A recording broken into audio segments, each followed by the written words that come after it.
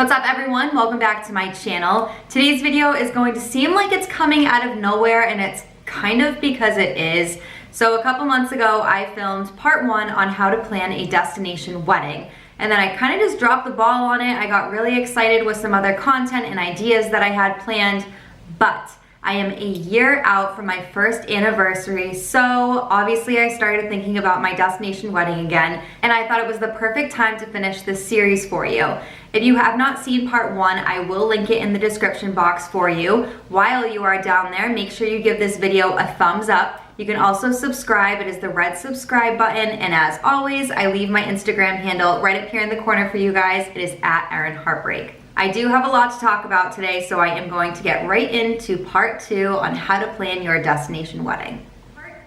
So part 2 is going to focus on the 10 to 12 months out before your wedding. Everything I'm going to discuss is not in any particular order. I'm just going to kind of hit you with it.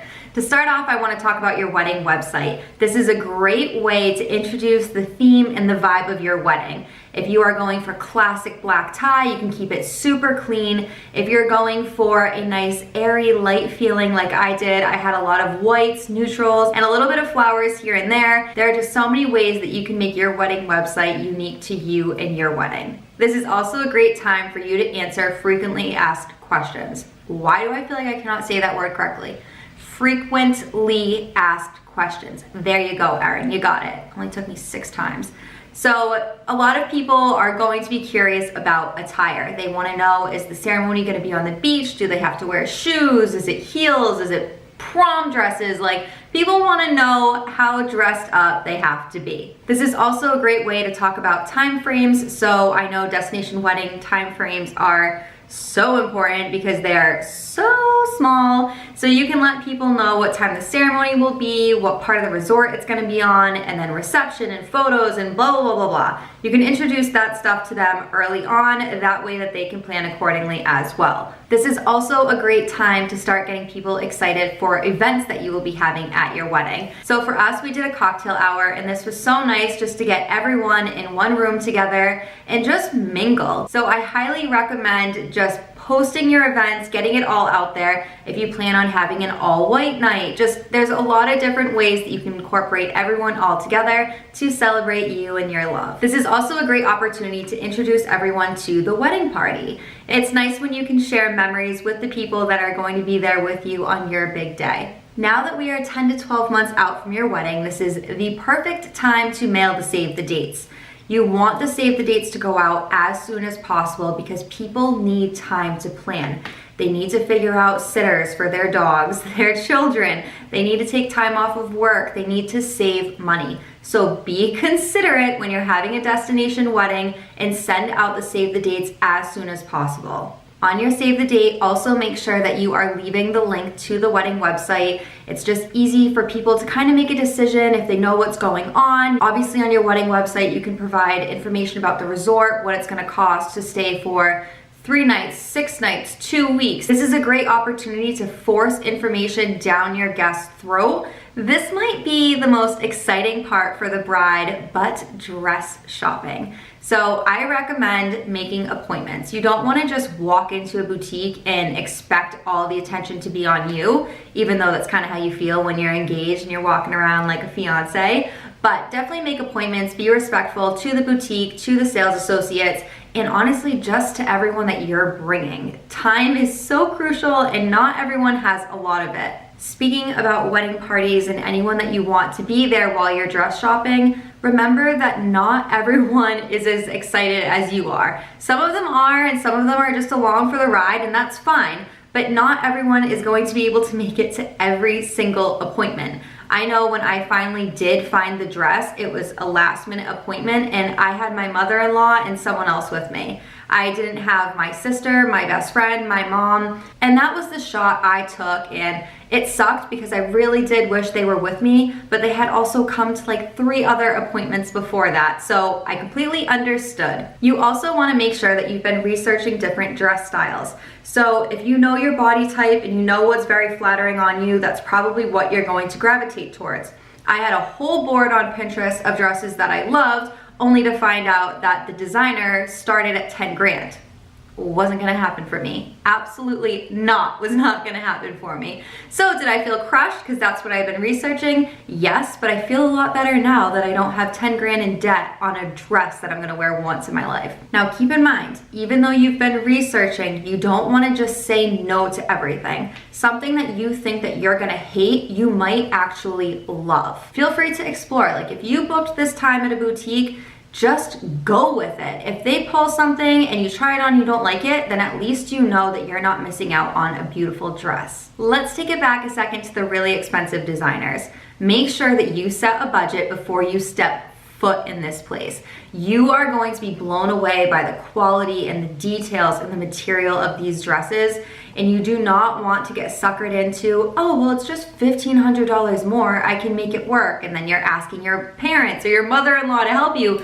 Don't do it. Stick to your budget. Don't lie to your fiance after about how much it costs, and then he's paying a surprise bill once you guys are married. Not cool. Another thing you want to take into consideration when dress shopping, if you are doing a destination wedding somewhere warm, is you don't want too much dress. So the dress that I did decide on, I picked because it made me feel like a bride. There was definitely more dresses that were beachier, but they just didn't make me feel like a bride. The dress that I did choose though had like a 10-foot train of tulle, and I knew that was not gonna work. It was so heavy. So the first thing I did was have it chopped.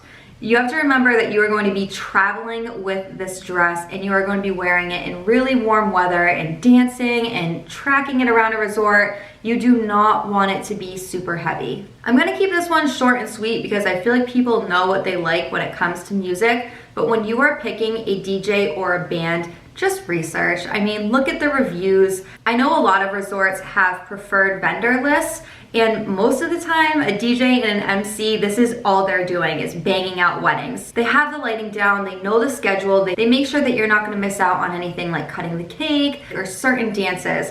So definitely just do your research.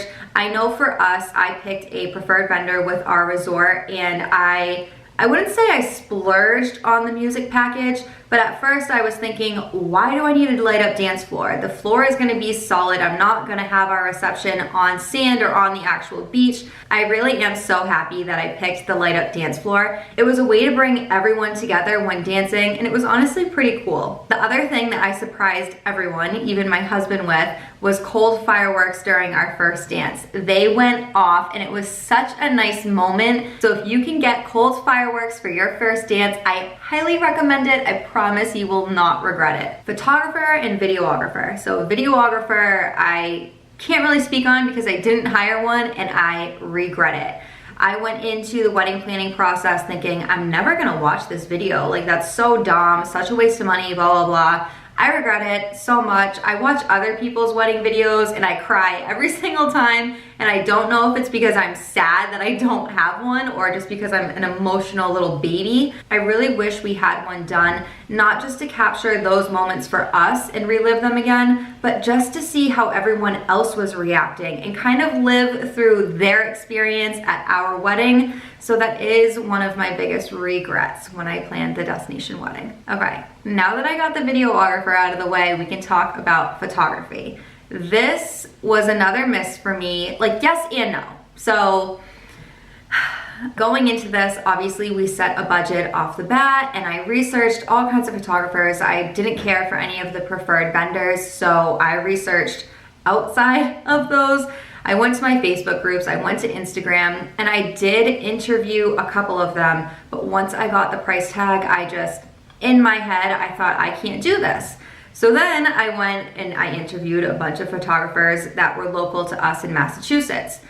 They were really expensive. They wanted me to pay for the flight, their stay, and for photographing the wedding, and I just could not swing that whatsoever. So I ended up finding someone who was very cheap. I did talk to him, but I only spoke to him through Facebook Messenger and text message, I think, maybe WhatsApp, but we never spoke on the phone, and that was a huge mistake on my behalf.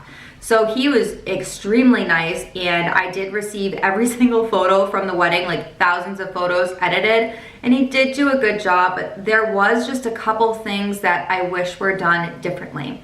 So because we had our destination wedding in Mexico and our photographer was from Mexico, there was a language barrier. He definitely spoke English, he just didn't speak a lot of English, and I'm pretty sure his assistant didn't speak any English whatsoever. So it was hard to really get comfortable with him, and I didn't feel comfortable giving him direction. I felt like he should have been giving me direction, which he wasn't. I was really, really let down. After our ceremony, I wasn't even thinking about group shots, family shots. I think my aunt was the one who said something about, hello, can I get a photo with the bride and groom? Like, what's up with your family? And then he was like, oh yeah, let's stand over here. And where we had our ceremony, it was outside, but we're on the open ocean. Where our resort was located was extremely windy, so all of the photos with our families, our hair is like this. I don't know about you, but even if I'm in a $5,000 dress and I have my hair and makeup done, when your hair is thrown back like this from wind, you look nuts. No one looks good.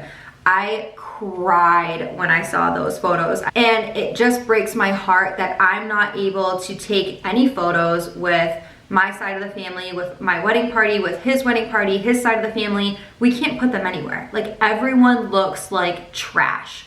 And for me, those are just those moments that you want to have with someone, and we don't. Like, we do not have any of those on film. This is actually going to be a tip, but if you do decide to go with a local photographer, you can definitely work out a deal. So I wish I had done this in the beginning, but if you're going to be doing your engagement shots, you want a photographer at your bridal shower, you want them at your wedding, you can work out a package for it to be cheaper. And that way you're getting comfortable with them from the get-go. They know you, they know your spouse, and it's just a working relationship.